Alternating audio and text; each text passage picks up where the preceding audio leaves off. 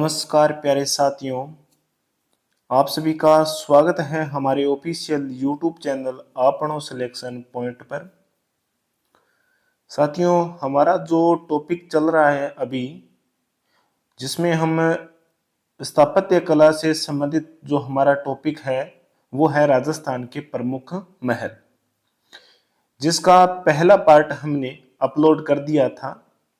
अब आगे हम जो राजस्थान के प्रमुख जिलों में जो अन्य महल बच गए थे उनके बारे में हम आज की इस क्लास में चर्चा करेंगे। आज की क्लास ज्यादा लंबी भी नहीं रहेगी, थोड़े बहुत महल जो शेष रह गए हैं उनके बारे में हम चर्चा करेंगे आज की क्लास में।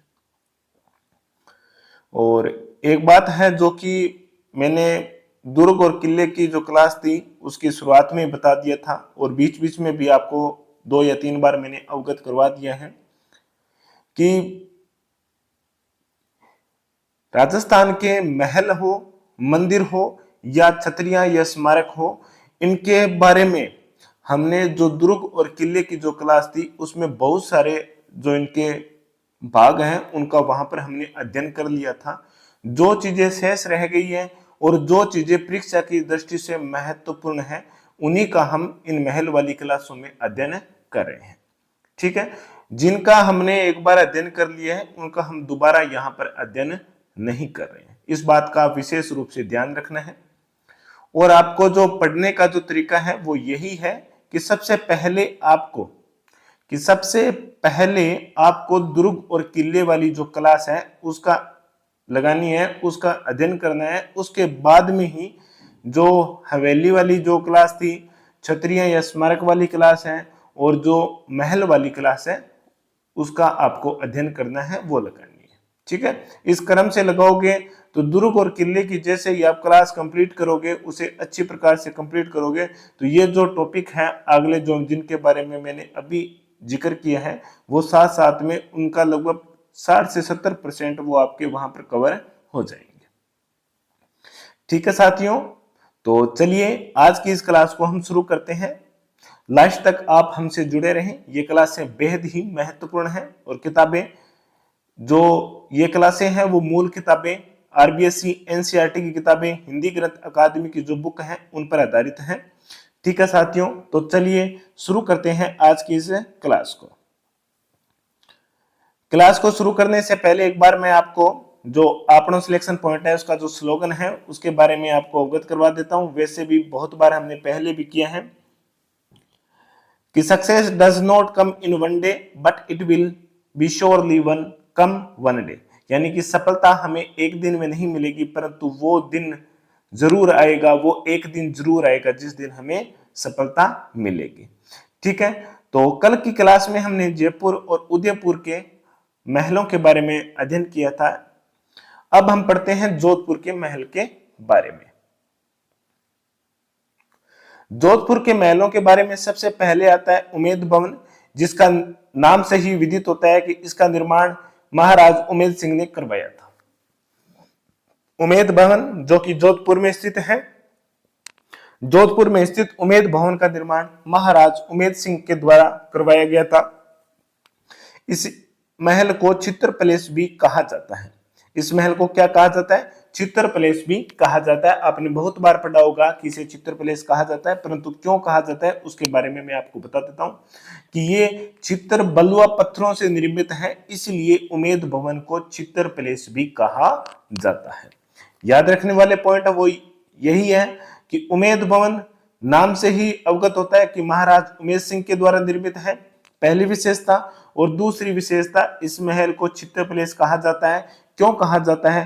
क्योंकि ये बलुआ चित्र पत्थरों से निर्मित है, इसलिए इसे चित्र पैलेस कहा जाता है। इसके बाद में हम बात करते हैं एक थंबा महल, मंडोर में स्थित। इसका निर्माण महाराज अजीत सिंह ने करवाया था। एक थंबा महल है जो कि जोधपुर में है। इसके अलावा एक महल और ही है जो इसी के नाम से मिलता जुलता है, जिसे हम कहते हैं एक थंबिया महल। क्या कहते हैं?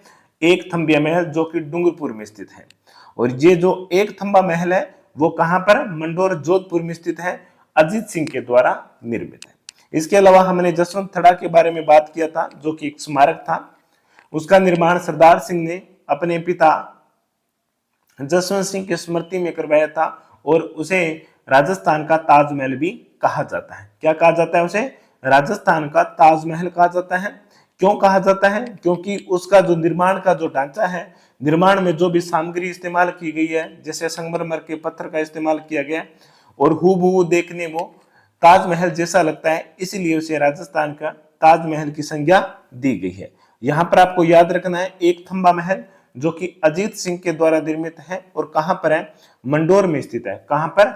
मंडोर में स्थित है और एक थंबा महल के नाम से जाना जाता है, अजीत सिंह के द्वारा निर्मित है। जोधपुर के अन्य महलों के बारे में हम देखते हैं।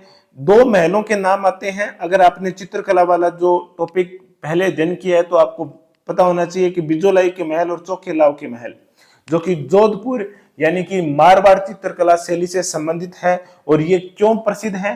क्योंकि ये अपने भित्ति चित्रों के लिए प्रसिद्ध है। ये मारवाड़ चित्र शैली के एक उत्कृष्ट उदाहरण माने जाते हैं, क्योंकि इन महलों की दीवारों पर बहुत ही शानदार तरीके से मारवाड़ चित्र शैली की कलाकारी हमें देखने को मिल सकती है। अब इसमें से बिजोलाई का जो महल है वो महाराज अजीत सिंह के द्वारा निर्मित है। एक थंबा महल है और बिजोलाई का महल है वो कि किसके द्वारा निर्मित है? महाराज अजीत सिंह के द्वारा निर्मित है। इसके अलावा जोधपुर का मोती महल प्रसिद्ध है। फतेह महल, फूल महल, तख्त विलास महल जो कि तख्त सिंह के द्वारा निर्मित है, राय का बाग जो कि जसवंत सिंह प्रथम के द्वारा निर्मित है, और मोती महल है वो सूर सिंह के द्वारा निर्मित है। मोती महल अपनी श्रवण कलाकारी के कारण प्रसिद्ध है, क्योंकि इसके अंदर बेहद ही शानदार तरीके से सोने की जो गोल है उसके द्वारा कलाकारी की गई है, चित्र उकेरे गए हैं। इसके कारण ये जो मोती महल है जोधपुर का वो काफी प्रसिद्ध है। आपको ध्यान में रखना चाहिए कि इस महल का निर्माण किसने करवाया था? तो सूर सिंह के द्वारा इस महल का निर्माण करवाया गया। हालांकि इसमें जो श्रवण कलाकारी का जो कार्य था वो तख्त सिंह के कार्यकाल में हुआ था, जिसके बारे में हमने जब हम दुर्ग और किले की जो क्लास थी उसका अध्ययन कर रहे थे उसमें मैंने इनके बारे में आपको अवगत भी करवाया था। इसीलिए मैं ये बार बार कह रहा हूं कि पहले आपको कौन सी क्लास लगानी है? दुर्ग और किले वाली क्लास लगानी है, उसके बाद में ही ये क्लास लगानी है, इनका अध्ययन करना है। ठीक है साथियों, तो ये है जोधपुर के अन्य महल। चलिए एक बार पुनः देख लेते हैं जोधपुर के महलों के बारे में। तो जोधपुर के महल में उमेद भवन है। उमेद भवन नाम से ही परिचित है कि इसका निर्माण उमेद सिंह के द्वारा करवाया गया था। इस महल को चित्र पैलेस भी कहा जाता है।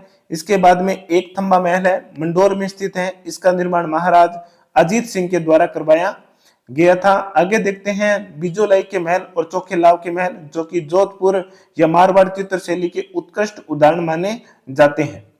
बिजोलाई का महल महाराज अजीत सिंह के द्वारा निर्मित है, और इसके अलावा मोती महल जो कि सूर सिंह के द्वारा निर्मित है, फतेह महल, फूल महल, तख्त विलास महल और राय का बाग, ये जोधपुर में स्थित अन्य प्रसिद्ध महल है।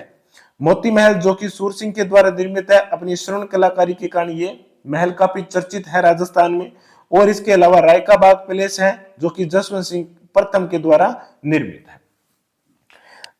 इसी प्रकार का एक नाम हमने कल देखा था, रामबाग पैलेस, जिसका निर्माण राम सिंह द्वितीय ने करवाया था, वो जयपुर में स्थित है। जबकि राय का बाग पैलेस है वो कहां पर है? जोधपुर में स्थित है, जसवंत सिंह प्रथम के द्वारा निर्मित है। जसवंत सिंह प्रथम कौन था? महाराज अजीत सिंह के पिता थे। ठीक है, चलिए आगे चलते हैं। आगे देखते हैं कोटा के महलों के बारे में। कोटा के महलों में एक ही प्रसिद्ध है ज्यादातर, तो वो है अबली मीणी का महल। कौन सा महल? अबली मीणी का महल, जिसका निर्माण कोटा के शासक मुकुंद राज ने अपनी पासवान अबली मीणी के लिए बनवाया था। अबली मीणी का जो महल है उसका निर्माण कोटा के शासक मुकुंद राज ने अपनी जो पासवान थी उसके लिए करवाया था। कि पासवान कौन होता है? एक तो रानी होती है, उसके बाद जो दासी होती है और जो ज्यादा करीब होती है, जिनके साथ अच्छे संबंध होते हैं, उनको पासवान कहा जाता था। तो उन्हीं के स्मृति में अबली मीणी का महल बनवाया था कोटा के शासक मुकुंद राज ने। अबली मीणी को और क्या कहा जाता है? इसे हाड़ौती क्षेत्र का ताजमहल कहा जाता है। तो हाड़ौती क्षेत्र के ताजमहल के नाम से प्रसिद्ध कौन सा महल है? तो वो है अबलीमणि का महल। कौन सा? अबलीमणि का महल, जो कि कोटा के शासक मुकुंदराज ने अपनी पासवान अबलीमणि के स्मृति में बनवाया था, उसके लिए बनवाया था। उसे कोटा हाड़ौती क्षेत्र का ताजमहल कहा जाता है। आगे देखते हैं कोटा के हवा महल के बारे में। कोटा के हवा महल का निर्माण राम सिंह द्वितीय के काल में हुआ था। किसके काल में हुआ था? राम सिंह द्वितीय के काल में कोटा के हवा महल का निर्माण हुआ था। इसके अलावा हवा महल जयपुर में स्थित है, जिसके बारे में हमने कल अध्ययन किया था, जो कि स्वयं प्रताप सिंह के कार्यकाल में निर्मित हुआ था 1799 ईस्वी में। और उसका जो मुख्य कलाकार था, वास्तुकार था, वो था लालचंद उस्ता। ठीक है, और इसकी क्या विशेषता थी उनके बारे में भी बता देता हूं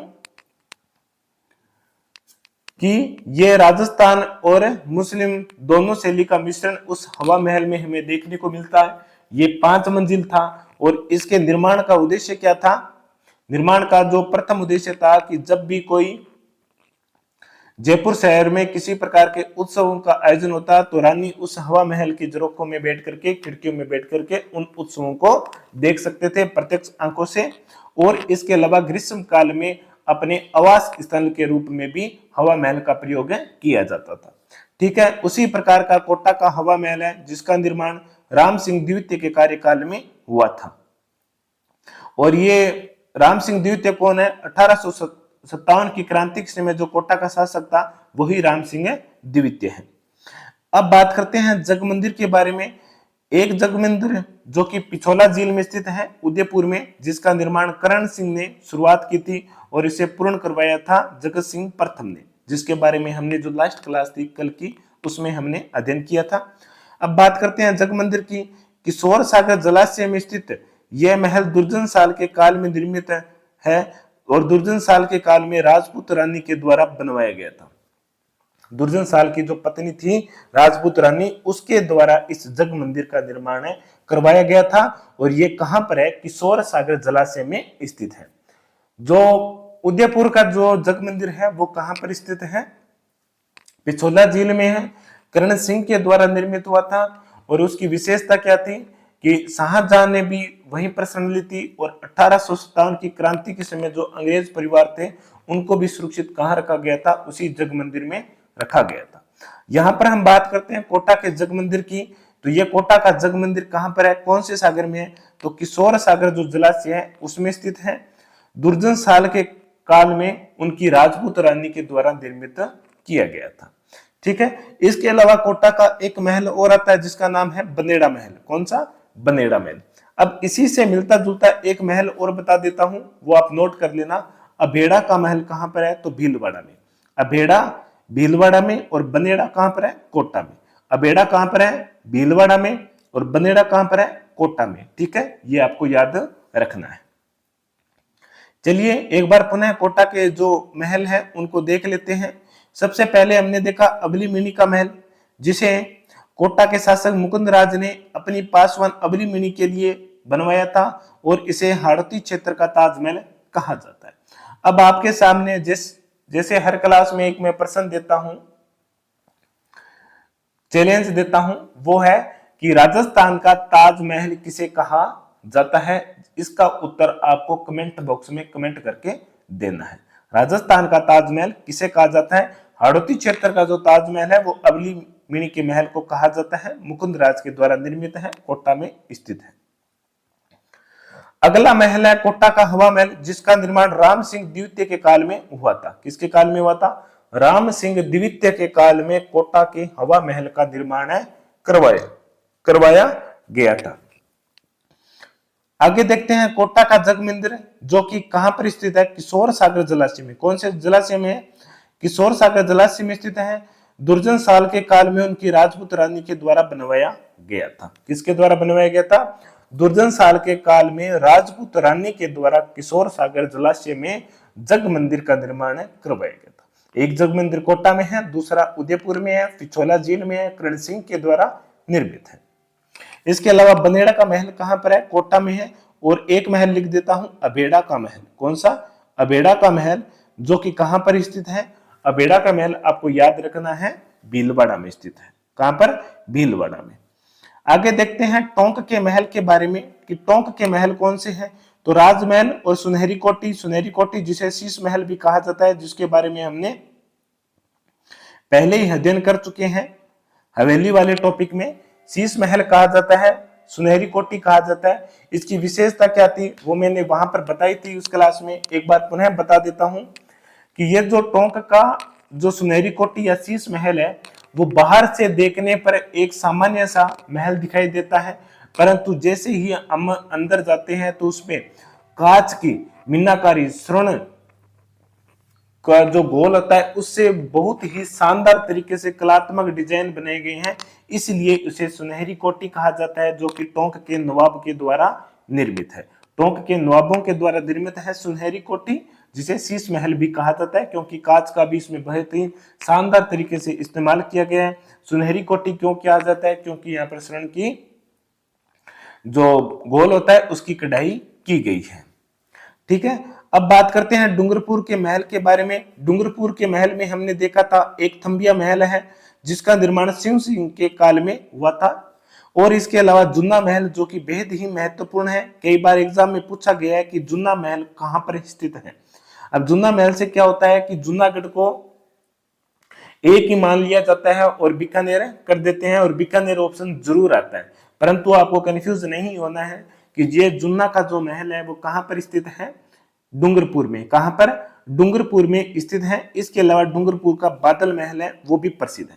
इसके अलावा जैसे बादल महल है, तो बादल महल हमने देखा था कुंभलगढ़ के दुर्ग में भी है, जैसलमेर में भी है और डूंगरपुर में भी है। ठीक है, तो एक जैसे नाम वाले हैं, ये ज्यादा महत्वपूर्ण नहीं है। जो नाम अपने आप में यूनिक है, जैसे एक थंबिया महल। एक थंबिया महल कहां पर है? डूंगरपुर में स्थित है, शिव सिंह के द्वारा निर्मित है।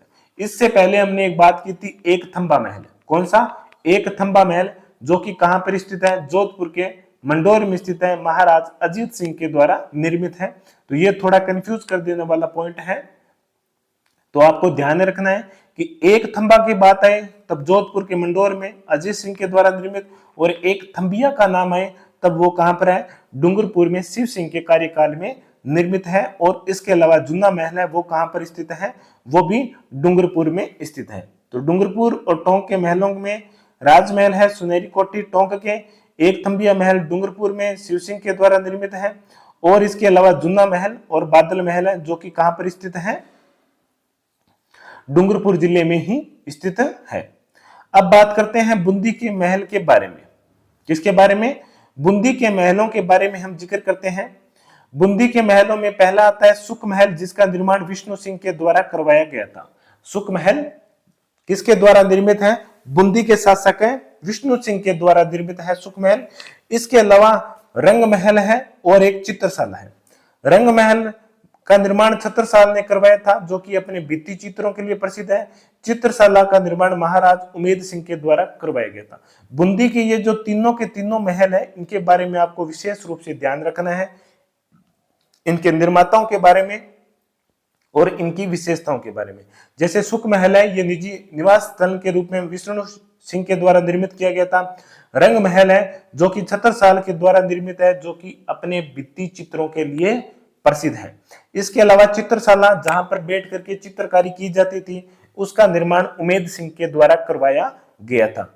इस रंग महल और चित्रशाला के बारे में जो हमारा टॉपिक रहेगा चित्रकला वाला, उसमें भी हम इनके बारे में अध्ययन करेंगे। तो अगर आपको यहाँ पर याद नहीं होता तो हम वहां पर उसे याद भी कर लेंगे, परंतु ज्यादातर आपको क्या रखना है कि जितना हो सके पहली कड़ी में ही याद कर ले, दूसरी कड़ी में हमें खुद पर जो दबाव है वो प्रेशर नहीं महसूस होने देना है।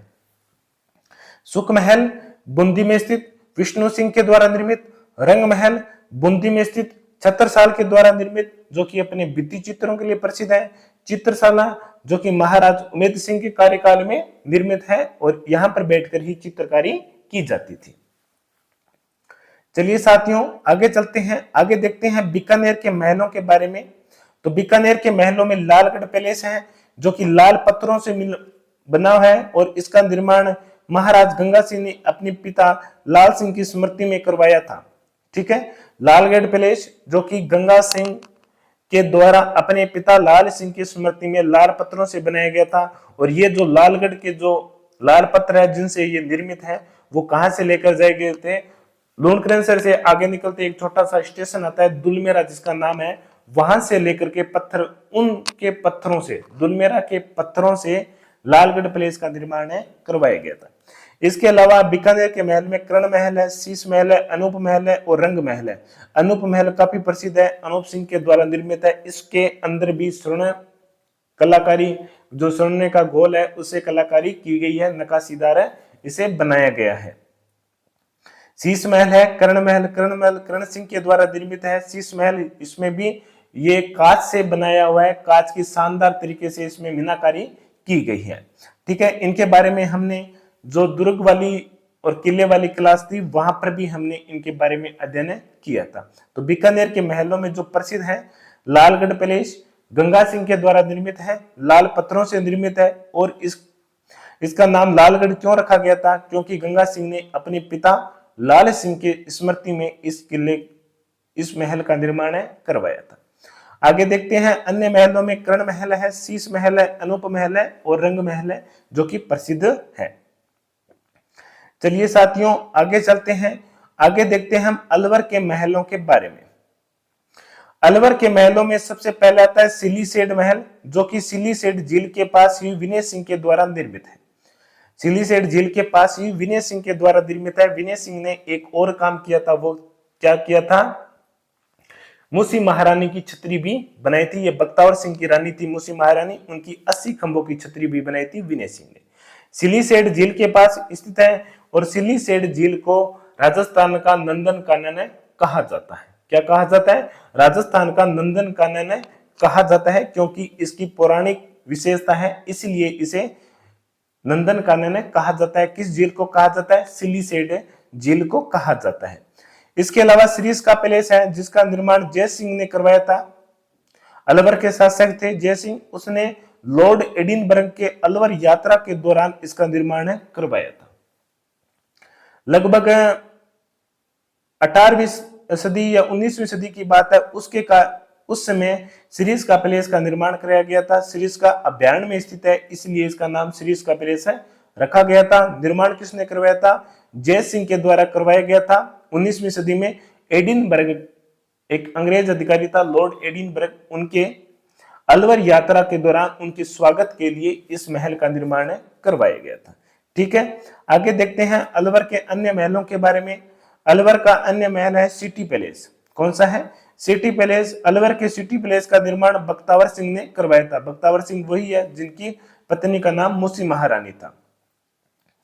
अन्य महल है जय सिंह के द्वारा निर्मित ही विजय मंदिर पैलेस। कौन सा है, विजय मंदिर पैलेस है। ठीक है, अब यहां पर मैं दो चीजें बताता हूं क्योंकि ये दोनों शब्द एक दूसरे से जुड़े हुए हैं, शब्द सिमिलर है, बाकी उनकी विशेषताएं अलग है। जैसे सिटी पैलेस है, जयपुर में स्थित है, जिसे चंद्र महल भी कहा जाता है, स्वाई जय सिंह के द्वारा इसका निर्माण करवाया गया था। जयपुर के सिटी पैलेस की क्या विशेषता है, वहां पर चांदी के दो बड़े बड़े पात्र रखे हुए हैं जिनमें पानी की जो क्षमता है वो 4000 लीटर से भी अधिक मानी जाती है। माधो सिंह द्वितीय के द्वारा निर्मित है। और इसके अलावा जयपुर के जो सिटी पैलेस है उसकी विशेषता क्या है कि वहां पर जयपुर के शासकों की हमें आदमकद चित्र देखने को मिल सकते हैं। ठीक है, ये जयपुर के जो सिटी पैलेस है जिसे चंद्र महल भी कहा जाता है उसकी विशेषता है। अब बात करते हैं जय सिंह के द्वारा निर्मित विजय मंदिर पैलेस, जो कि कहां पर है, अलवर में। और इसके अलावा विजय मंदिर गढ़ भी है। अगर आपने दुर्ग और किले वाली क्लास लगाई है तो वहां पर हमने अध्ययन किया था विजय मंदिर दुर्ग, जो कि कहां पर है, बयानी भरतपुर में स्थित है। कहां पर, बयाना भरतपुर में, जो कि विजयपाल शासक नामक एक शासक था उसके द्वारा निर्मित किया गया था। ठीक है, इसके अलावा हम देखते हैं रणथंभौर के दुर्ग कौन कौन से है महल है। इसमें पुष्पक महल है, जोगी महल है और सुपारी महल है। कौन कौन से, पुष्पक महल, जोगी महल, सुपारी महल। इसके अलावा जो और भी है जैसे हमीर के महल है, जयतर सिंह का महल है। ठीक है, तो वो ज्यादा महत्वपूर्ण है नहीं और उनके बारे में हमने पहले ही अध्ययन कर लिए हैं। तो यहाँ पर ये जो तीन महल है तीनों के तीनों महत्वपूर्ण है। जिस प्रकार बूंदी में जो सुख निवास, रंग महल और चित्रशाला महत्वपूर्ण है, उसी प्रकार रणथंभौर के किले में जो महल स्थित है जैसे पुष्पक महल है, जोगी महल है, सुपारी महल है, ये तीनों के तीनों महत्वपूर्ण है, आपको याद रखने, आपको ध्यान में रखना है। ठीक है, चलिए अलवर के महल के बारे में एक बार पुनः देख लेते हैं।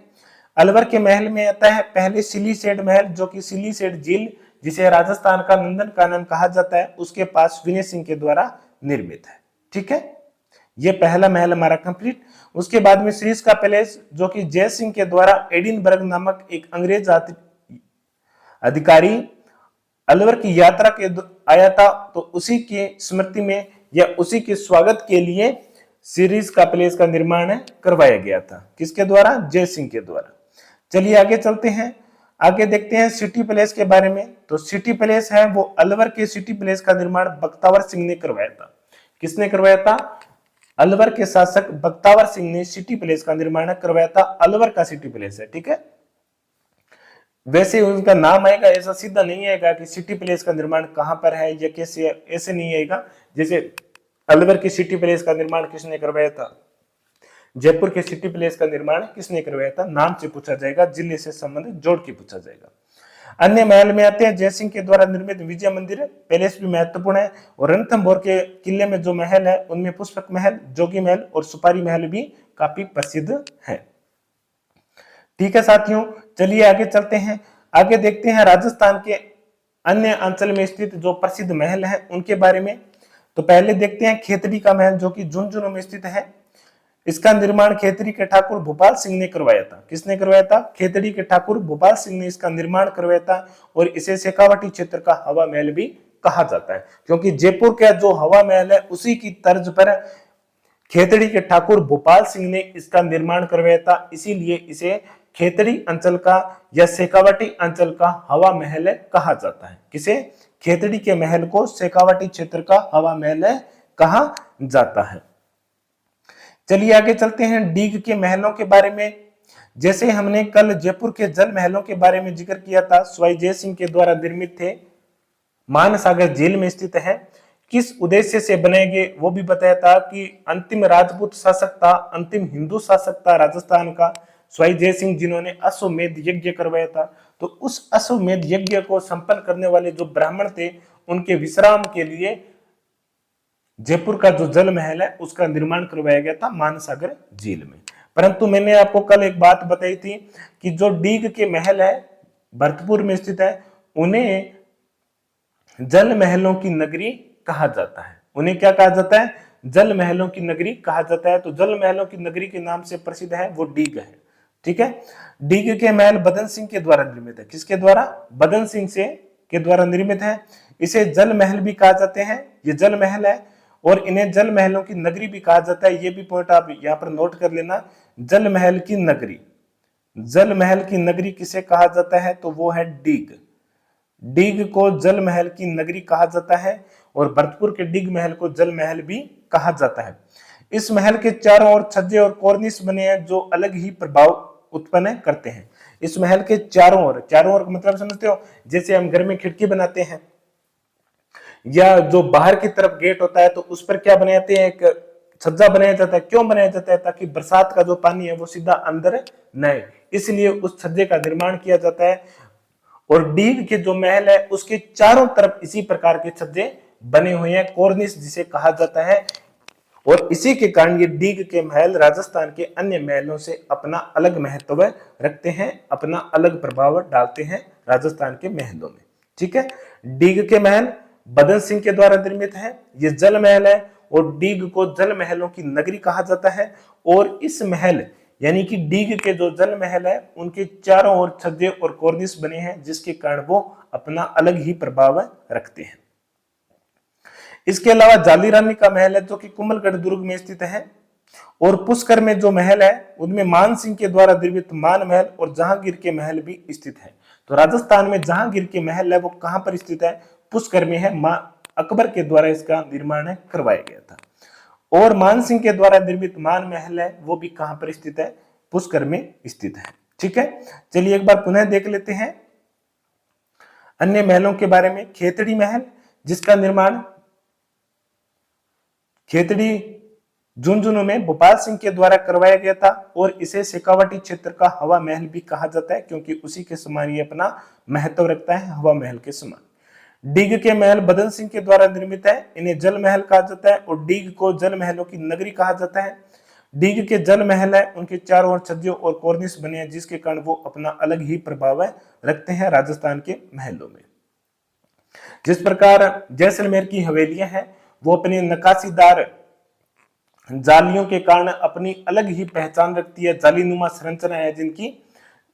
और ठीक उसी प्रकार जो डीग का महल है वो अपने चारों ओर बने हुए छज्जे और कॉर्निस के कारण राजस्थान के महलों में अपना अलग प्रभाव रखता है। जाली रानी का महल जो कि कहां पर है, कुंभलगढ़ दुर्ग में स्थित है। पुष्कर में कौन कौन से महल है, तो मान सिंह के द्वारा निर्मित मान महल है पुष्कर में, और इसके अलावा जहांगीर के महल भी स्थित है कहां पर, पुष्कर अजमेर में। ये प्रश्न आया हुआ है कि जहांगीर के महल राजस्थान में कहां पर स्थित है, तो वो है पुष्कर अजमेर में जहांगीर के महल स्थित है। तो इस प्रकार हमारी ये जो आज की क्लास है वो हम समापन करते हैं।